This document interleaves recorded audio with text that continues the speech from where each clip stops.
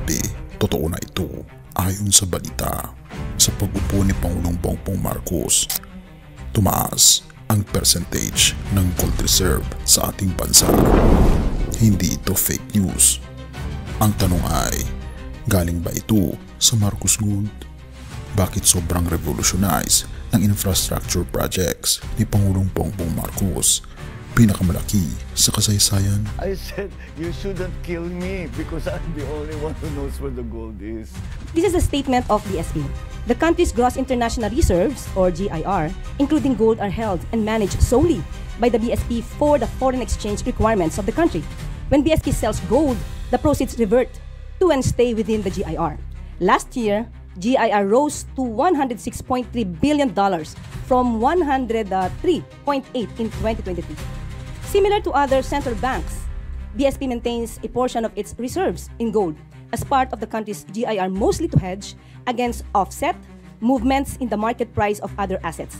Gold prices tend to move in the opposite direction of other assets. Therefore, central banks hold some gold as a hedge against huge declines in other assets in the reserve.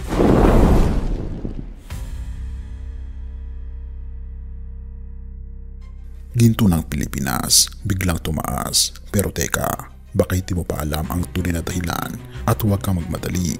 Dahil kung akala mo alam mo na ang lahat, baka dito mo palang matutuklasan ang totoong yaman ng bayan. Bakit nga ba sobrang revolutionary ang Build Better More projects ni Pangulong Bongbong Marcos? May nagsasabing ito raw ang pinakamalaki sa kasaysayan. Pero saan nga ba nanggaling ang pundo? At totoo ba yung sabi-sabi tungkol sa Marcos Gold? Wait lang, bago ka mag-judge, alamin mo muna ang buong istorya. Ayon sa nakarang datos, tumaas ang percentage deposit ng gold reserve ng ating bansa, pinakamalaki at pinakamataas sa Southeast Asia. At ito na ba ang Marcos Gold? Pero bago natin talakayin yan, atin mo nang tignan ang Build Better More. Hindi lang basta build. Simula pa lang ng panunungkulan ni Pangulong Bongbong Marcos, 198 infrastructure flagship projects na ang agad na nailatag. Pero ito ang twist, 124 dito ay bagong-bago. Ibig sabihin, hindi lang ito continuation, isa itong revolusyon. Pero anong klaseng mga proyekto? Hindi lang kalsada, hindi lang tulay, kundi railways, dam, expressways, digital centers, ospital at pabahay. Sabay-sabay. Pero ang tanong, paano ito napupuntahan? GIR, Gross International Reserves ng Pilipinas, biglang tumaas. Ito na ba ang sagot? Pebrero 2025, tumaas ang Gross International Reserves ng Pilipinas ng 3.4 billion US dollars. Umabot ito sa kabuuang 100.6.7 billion US dollars. Ang laki diba? Pero bakit? Sabi ng Bangko Sentral ng Pilipinas, ito raw ay dahil sa tatlong bagay. Una, foreign currency deposits mula sa gobyerno, kasama ang kita mula sa ROP Global Bonds. Pangalawa, pagtaas ng presyo ng ginto sa global market, kaya tumaas din ang value ng BSP Gold Holdings. At pangatlo, kita ito ng BSP mula sa investments abroad. Therefore, kung susuriin mo, may strategy, hindi aksidente. So ang tanong, galing ba sa Marcos Gold? Habang tumataas ang reserve, bigla ring lumitaw ang tanong, may kinalaman ba ito sa Marcos Gold? Nagsalita rin si dating Pangulong Duterte, si Marcos Jr. raw, ninakaw at ibinenta ang gold ng bansa. Pero ayon sa Malacanang, hindi totoo yan, fake news yan. Klaro ang BSP, ang ebidensya ng kaunlaran. At ito ang mga proyektong dapat mong abangan. At ito lang ang ilan sa mga revolutionary infrastructure projects na pinupuntahan ng ating gobyerno. Metro Manila Subway, unang subway ng bansa, partial ops ng 2029, NSCR, North-South Railway, Clark to Laguna, para di ka na lang magtiis sa traffic. Pangatlo, Mindanao Railway Phase 3, para sa long overdue na pang-apat na transport sa Mindanao. Isa pa dito, Bataan Cavite Interlink Bridge, 32-kilometer bridge para hindi ka na mag-ikot sa Manila Bay. At gayon din ang Davao Samal Bridge, tulay para sa mas mabilis at ligtas na biyahe sa Davao. Isama pa dito ang Bulacan Airport, mas malaki pa sa NAIA, kakayanin ang 100 milyong pasahero kada taon. At ang pambansang babae para sa Pilipino, bahay para sa bawat Pilipino, hindi lang pangarap. Ngayon din isama pa dito ang National Government Data Center, Digital Governance, secured na ang data. At gayon din ang UPPGH Cancer Center at Virology Institute. Di lang kalsada kundi kalusugan din ang prioridad. At napakarami pang iba na umabot ng mahigit 100 na mga proyekto. Pero bakit importante ito sa iyo? Kasi bawat tulay, bawat kalsada, bawat ospital, investment ito sa kinabukasan. At ang tanong, anong ambag mo? Kung di mo ito pinapansin dati, baka kayo mo palang naiintindihan na may nangyayari na pala. Hindi mo lang napapansin dahil tahimik ang progreso, pero solid ang epekto. So balikan natin ang tanong, ginto nga ba ng Pilipinas ang bumubuhay sa infrastructure revolution? Maybe, maybe not. But one thing's for sure, may ginto tayo ngayon, hindi lang sa vault ng BSP, kundi sa kinabukasang binubuo ng bawat bagong tulay, ospital at tren. At kung hindi ka pa rin impress, hintayin mo matapos ang 2028 kaibigan. Baka sa susunod, hindi na tanong ang saan napunta ang pera, kundi paano natin mas mapapakinabangan ang kinang bagong Pilipinas. Have mercy, O God, at purihin ang ating Panginoong Diyos. Noong Hulyo 15, simula na ng pagbubunyag. Sa ilalim ng dilim ng kasaysayan at pandemya, isang liwanag ang unti-unting sumisiklab. Isang ulat mula sa World Bank ang sumabog sa katahimikan at sa gitna nito ang pangalang Marcos at ang pamumuno ni Ferdinand Bongbong Marcos Jr. ay tila muling umaalingaw-ngaw sa buong mundo. At ito na ang simula ng pagbubunyag na hindi na maitatago. Noong Hulyo 15, inilabas ng World Bank ang ulat na tila sumira sa katahimikan ng mga nag-aalinlangan at mga kumukontra sa pamahalaan. Running uphill, growth, jobs, and the quest for productivity. Sa unang tingin, ito ay isang karaniwang economic report, ngunit sa mga mata ng nakakaunawa, sa itong pahiwatig, isang pagbubunyag.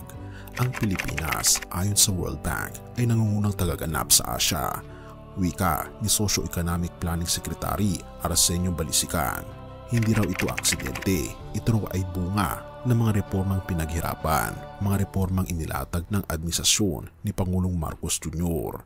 At ang tanong na gumugulo sa marami, gumagana na nga ba ang mga ginto ng mga Marcos? Isang gintong layunin, pag-angat ng bansa.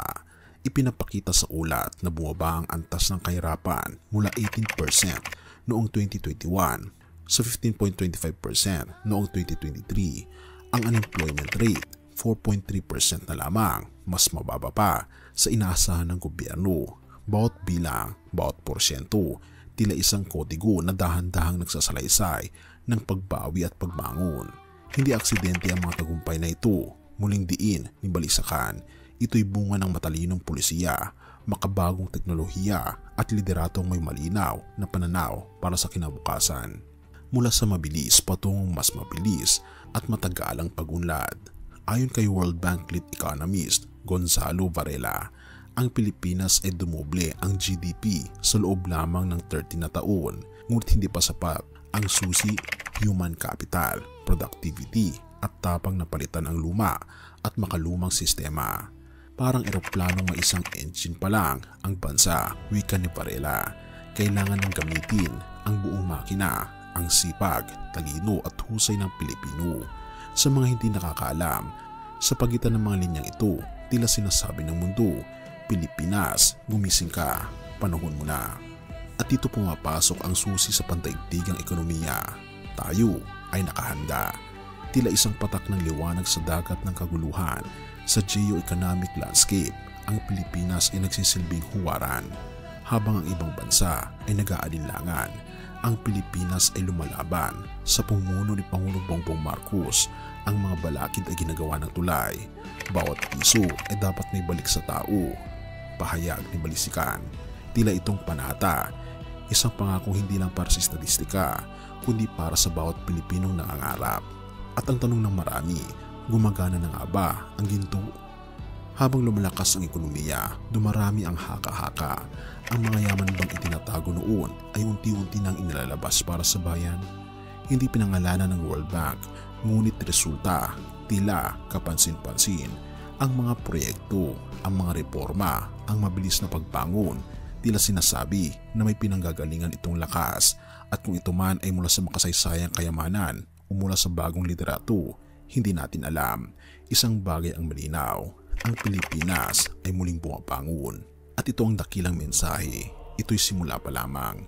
Sa ilalim ni Pangulong Ferdinand Marcos Jr., unti-unti nang nagkakalaman ang matagal ng pangarap ng bawat Pilipino, mula sa kahirapan patungong pag-asa, mula sa pag-aalinlangan patungong pananalig.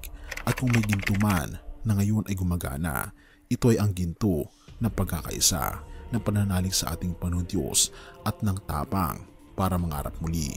Ito ang bagong kabanata. At ikaw, Pilipino, ay bahagi ng kwento. Hindi na maitatago ang ginto ng bayan, ngunit higit pa sa anumang kayamanan sa lupa, may isang kayamanang walang kapantay. Ang kayamanan mula sa ating Panginoon Hesus, ang ating Panginoon Hesus mismo, na galing sa langit. Matapos nating pagnilayan ang mga misteryong pagbubunyag tungkol sa pagbangon ng Pilipinas, ang muling pag-angat ng ekonomiya, at ang tanong na gumagana na ba ang ginto ng mga Marcos, tayo ngayon ay naanyayahang lumalim, hindi lamang sa larangan ng politika at ekonomiya, kundi sa larangan ng pinakaimportante sa lahat, ang espiritual na buhay. Mga awit 127 verse 1. Kung ang Panginoon ay hindi nagtatayo ng bahay, ang pagtatayo ng mga tagapagtayo ay walang kabuluhan. Kung ang Panginoon ay hindi nagbabantay sa bayan, walang saysay ang pagbabantay ng bantay. Ang dami nating naririnig ngayon. Tulay dito, rin doon, ospital, pabahay, digital transformation, lahat tila maunlad. Pero isang tanong ang dapat tanong ng bawat Pilipino. Kasama ba ang ating Panginoong Kristo sa pundasyon ng lahat ng ito? Madalas inaakala nating sapat na ang ginto ng bansa, teknolohiya at makabagong plano. Pero ayon sa salita ng Diyos, walang halaga ang anumang pagtatayo kung hindi si Yahweh mismo ang nagtayo. Ang ating Panginoon Hesus ang tunay na pundasyon, hindi lang ng bahay, hindi ng bansa. Yes, infrastructure is a blessing. Yes, growth is good, but without Christ at the center, it is all temporary. Jesus did not die on the cross so we can have mere progress. He died so we can have eternal purpose. Ang mga tren, tulay at airport ay makakatulong sa paggalaw ng tao. Pero ang ating Panginoon Hesus lang ang makakapagbago ng direksyon ng puso ng isang bayan. Purihin ang ating Panginoon Diyos at tayo manalangin. Ama naming Diyos na makapangyarihan sa lahat, Ikaw ang tunay na pundasyon ng bawat tagumpay. Salamat sa mga bagong proyekto at kaunlaran sa aming bayan. Ngunit hinihiling namin, huwag mong hayaan na kami ay magtayo ng anuman na wala ka sa sentro. Ikaw ang aming arkitekto, aming Panginoong Diyos. Ikaw ang aming tagapag-ingat. Ikaw ang aming tanging pag-asa. Nawa ang Pilipinas ay hindi lamang maging makabago, kundi maging makadiyos. Hindi lamang mayaman sa ginto, kundi mayaman sa pananampalataya. Pinupuri po namin kayo at pinapasalamatan, o aming Panginoong Diyos, sa inyo pong pag-ibig sa amin at patuloy niyo po kaming gabayan at alagaan ang aming bansa at maging ang buong mundo. Salamat po Panginoong Diyos sa inyo pong pag-ibig sa amin. May surrender po nawa namin ang aming puso sa inyo at manatili ka sa amin ngayon at magpakailanman. At salamat po Panginoong Diyos sa paglinig ng aming mga panalangin at patawarin po kami sa lahat ng aming pagkukulang at pagkakasala, sapagkat ito po ang aming samot hiling sa matamis na pangalan ng aming Panginoon Hesus. Amen. Bago natin ipagpatuloy kaibigan, siya nga pala ang Great Controversy na isa sa mga pinaka-kontrobersyal na libro dahil tumutukoy ito sa mga propesiya sa libro ng Daniel at Revelation na nagaganap na sa panahon natin ngayon. Bago ang pagdating ng ating Panginoong Diyos ay pinamimigay na namin ng libre sa pamamagitan ng PDF. At ito ay nasa limited lamang na panahon, kaya i-click mo sa description sa baba upang ma-avail mo kaibigan ang napaka-importanteng libro ito na magbubukas sa iyo sa mas maliwanag mong hinaharap. Purihin ang ating Panginoong Diyos at tayo magpatuloy.